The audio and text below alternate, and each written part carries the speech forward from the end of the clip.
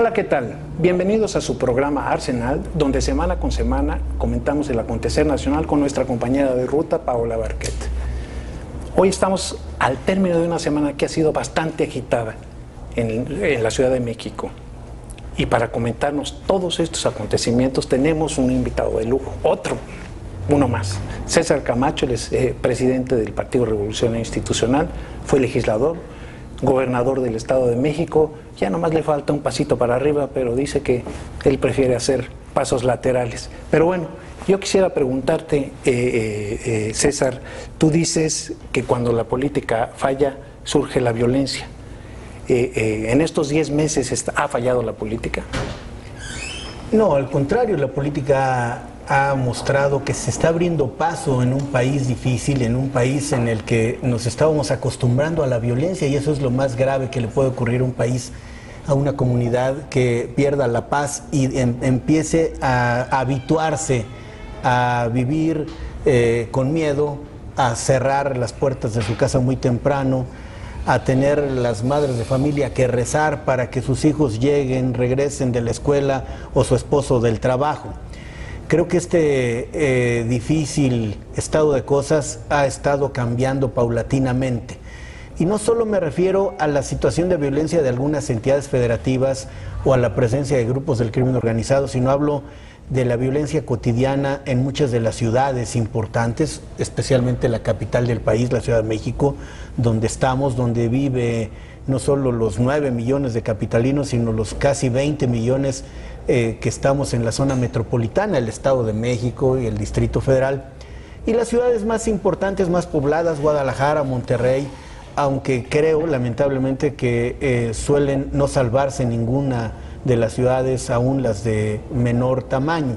Pero lo importante es este cambio de tendencia, esta reversión en la que estamos involucrados todos, no solo los que nos dedicamos a la política, sino cuando la gente empieza a percibir que vive en un ambiente de mayor confianza, de mayor tranquilidad, asunto que no solo es, por cierto, responsabilidad del gobierno. Sin embargo, y esto va en conexión directa con lo que te pregunté al principio, pues hemos visto que ha surgido agitación social que durante la época del panismo no veíamos. Las policías comunitarias, estos grupos que se manifiestan, que han prácticamente tomado la Ciudad de México, lo que pasó en Guerrero, lo que pasó en Michoacán.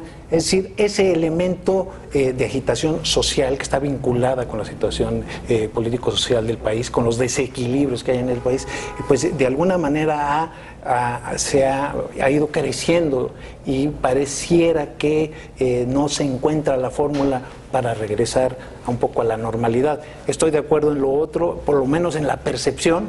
Ya la violencia del narco pues ya no se habla diariamente. Sin embargo, hay gente que dice que sacar el tema del discurso no quiere decir que se haya solucionado el problema. Creo que hay fenómenos muy concretos que tienen no solo una explicación, sino evidentemente exigen una solución. Las policías comunitarias. Es evidente que en algunos sitios han nacido de buena fe por una insatisfacción derivada de la incompetencia de la policía. Es decir, si la policía no es capaz de defendernos, defendámonos solos. Pero con este embozo, con este pretexto, han surgido grupos que son brazos del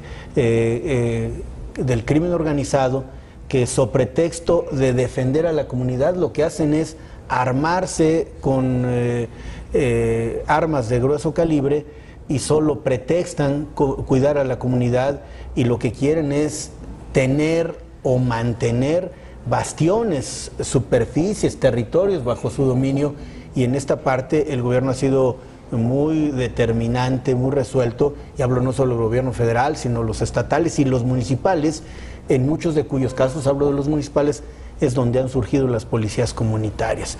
Hay otros fenómenos que hemos vivido los últimos días, las últimas semanas, que no son sino reacciones a la acción pública. Y dije bien la acción pública y no la acción de gobierno, Es decir, porque es la acción del gobierno, de los políticos y de sectores importantes de la opinión pública que están a favor de reformas de hondo calado, de reformas transformadoras. Quizás la emblemática sea la educativa, una reforma necesaria que retoma para el Estado, que reivindica para el Estado el manejo, la administración de uno de los asuntos más delicados para un pueblo, que es la formación de sus niños y de sus jóvenes.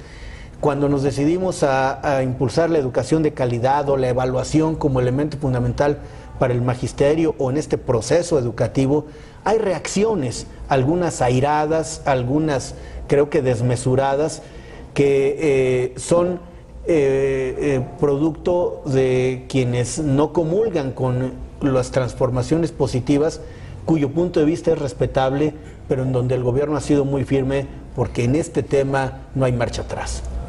Ahora, pues ahorita empiezas con el tema de las reformas, ¿no? Un poco tocando este tema ya, siempre las reformas representan, al menos hasta ahorita, polémica, ruptura, sí, en este caso en el PRD, en el PAN, de pronto vemos un poco de inestabilidad al interior de estos partidos. Para el PRI, ¿esto representa algo positivo o algo negativo? Porque para el pacto, pues no ayuda mucho, porque los mismos integrantes de los partidos, pues empiezan a pelearse entre ellos, de decir, ¿quién va con el pacto, quién no? Entonces, las reformas generan polémica, ruptura, pero esto para el PRI es bueno, es malo, el pacto lo desestabiliza. Es indispensable. Algunas de las reformas que se habían estado difiriendo por años, algunas por décadas, nos estaban literalmente lastrando, no permitían que el país caminara al ritmo que puede, no han permitido que la economía detone, y la detonación de la economía tiene que ver con la multiplicación de las oportunidades, más empleo, más inversiones y en consecuencia más oportunidades, mejor pagados los empleos. Y yo escuché muchas veces en el ambiente político aducir que no había condiciones para estas reformas de hondo calado. Pues me parece que cuando no hay condiciones hay que crearlas, pero decir que no hay condiciones eternamente es mostrarse medroso, mostrarse evasivo.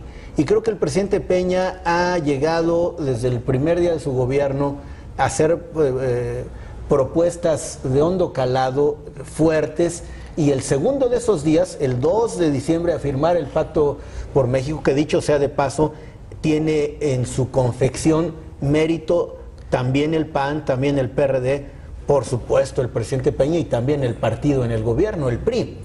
Y creo que el pacto se ha convertido en una buena incubadora de acuerdos, no exentos de problemas, no exentos de diferendos. Aquí lo importante es que una vez que nos enrachamos en el proceso de sacar reformas, no le bajemos el ritmo, no estemos dispuestos a renunciar a cometer estos que a veces traen desencuentros.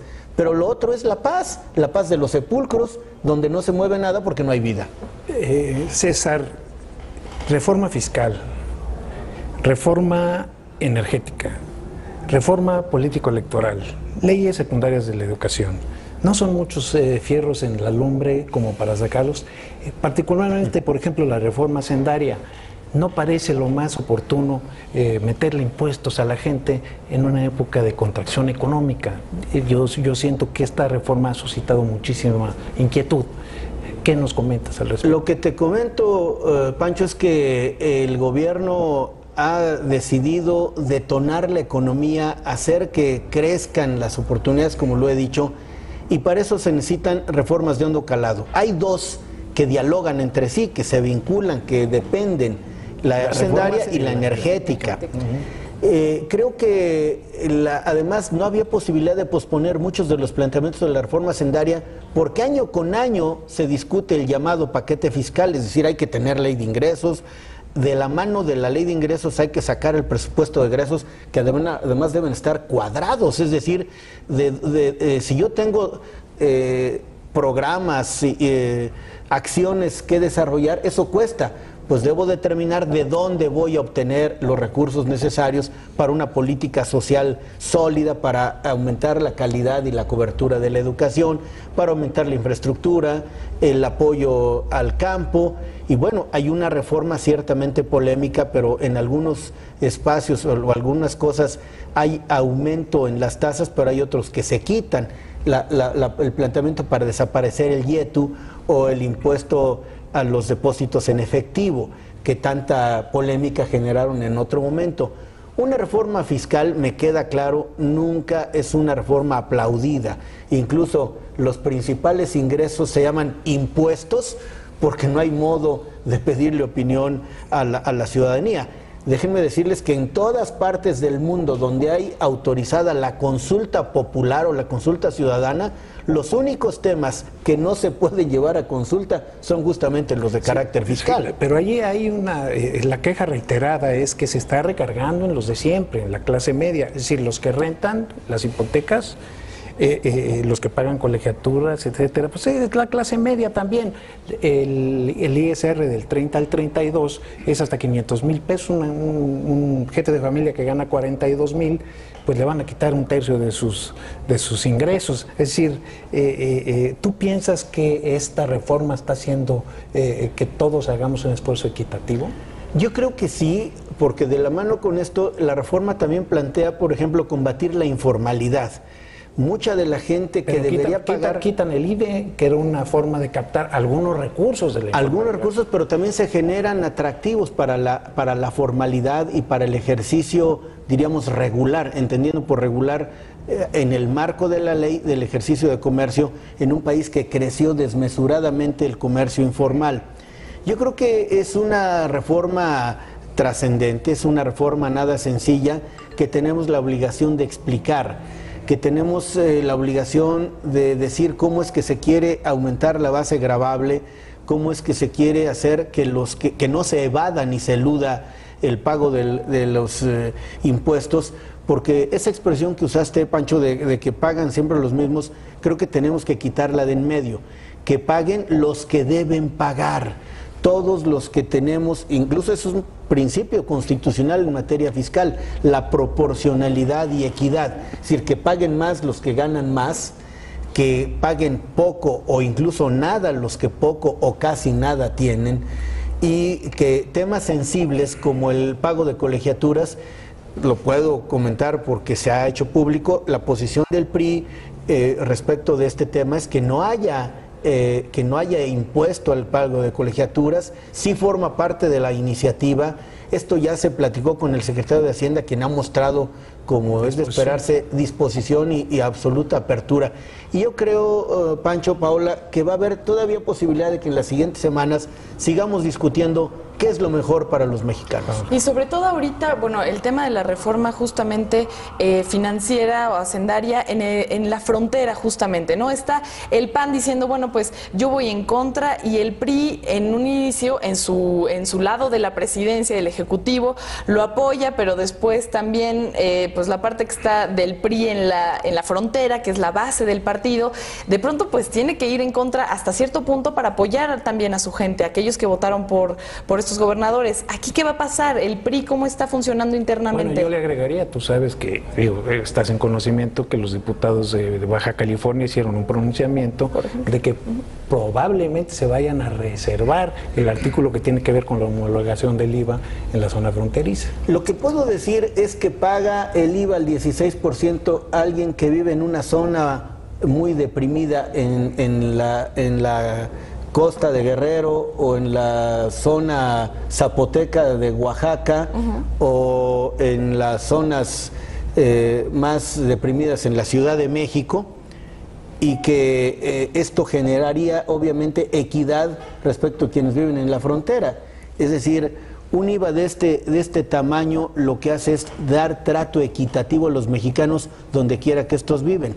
De este trato diferenciado gozan, por ejemplo, los que viven en Cancún, que están a 450 kilómetros de la frontera sur, lo cual genera una inequidad, porque creo que los que viven en Cancún deben pagar lo mismo que los que vivimos en la zona centro, en el altiplano, o como dije, en la Sierra Gorda o en Zacazonapan. Pero es entonces, decir, ¿el PRI qué va a hacer?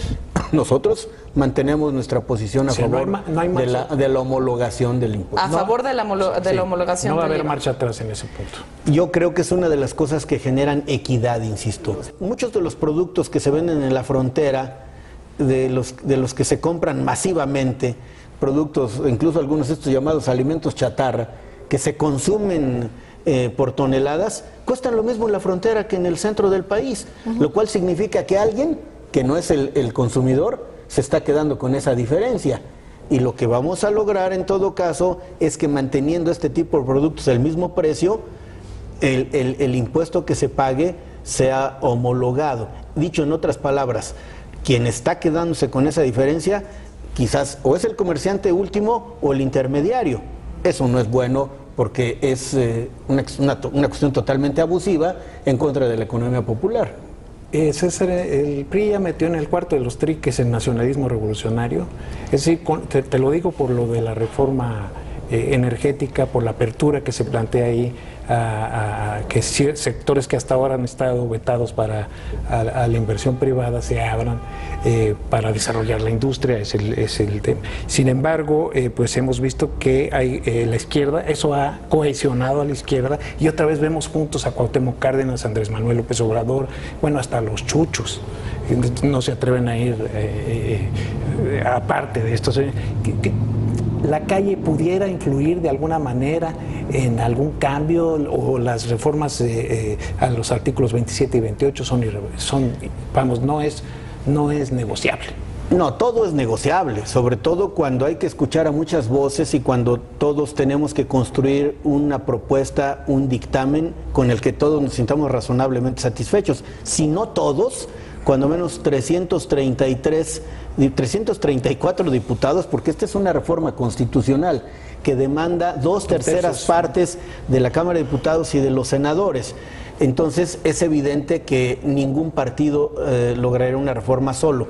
Pero nosotros no solo estamos pensando en el número de votos, estamos pensando en la comunicación, en tener éxito en la transmisión del mensaje, que se trata de una reforma, por supuesto, patriótica.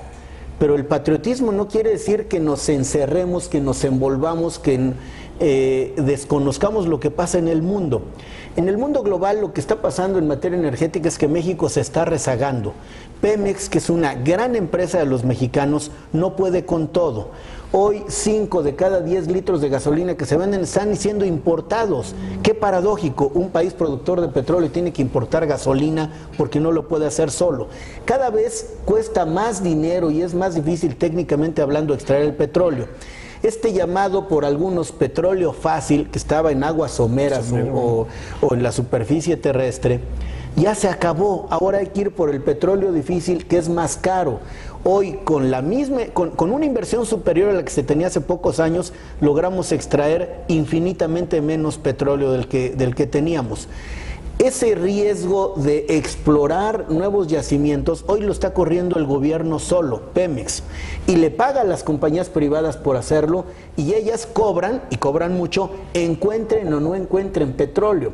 El planteamiento de la reforma es que México, los mexicanos, sigamos siendo dueños del petróleo, pero que tengamos la capacidad para permitir que haya particulares que inviertan y que corran el riesgo con nosotros y que eventualmente tengan una utilidad producto de lo que invierten. Y lo que invierten no solo son fierros en sentido figurado, invierten esto que llaman en otros lados el know-how, invierten la experiencia, invierten la tecnología que ni siquiera en muchos casos está a la venta, no está en el mercado.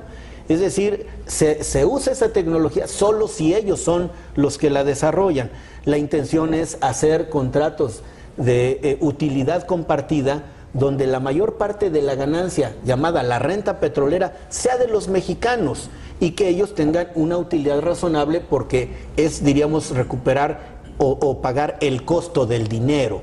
Entonces creo que hay posibilidades de que México logre descollar, pueda detonar esta gran capacidad que por momentos parece adormilada.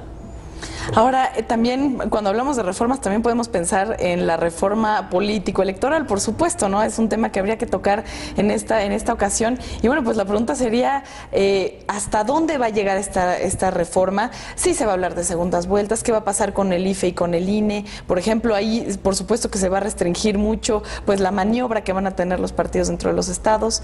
¿Qué sucede con esta reforma? Yo les voy a platicar. Déjame agregarle algo sí. a la pregunta que está haciendo Paola. Hay un tema que es fundamental, a mi juicio, o por lo menos para el PAN lo es, que es la segunda vuelta. Tengo entendido que ahí el PRI ha dicho claramente que por ahí no pasan. Reelección, que es otro de los temas que fueron muy polarizantes en otros tiempos, y que parece la idea hace su caminito de que por lo menos a nivel de legisladores y alcaldes pudiera ser que haya reelección. Las reformas en puerta podrían estar muy bien clasificadas en tres: las político-electorales, la hacendaria y la energética. Hemos acordado en el pacto, después de largas conversaciones, que primero vamos a impulsar la reforma político-electoral. No obstante que se están ya discutiendo las reformas hacendaria y energética.